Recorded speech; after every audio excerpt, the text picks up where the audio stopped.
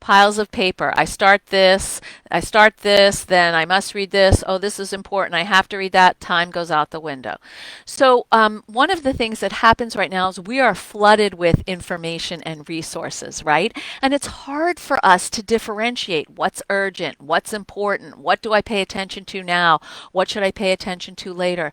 So, what I want to encourage you to do is to try to take your piles and, if you can, put them in categories. Today, tomorrow, maybe never, right? That's one set of categories. Another could be by theme, right? Things related to COVID, things related to parenting, things related to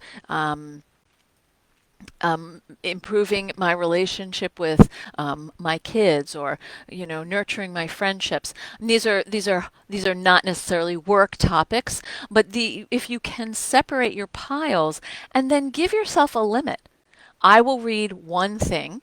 I don't care how interesting the next thing looks. I'm only going to read this one thing per day.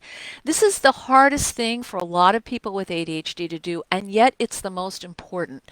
Because what happens is you get an idea and you read something, and then you go down the rabbit hole of that idea. The problem is you're down the rabbit hole, and then 3 hours later you come up for air. So we want to try to you want to try to figure out how you can limit yourself, and I would encourage you to do that by looking at the urgent and important matrix. It's a very famous matrix, the Eisenhower matrix.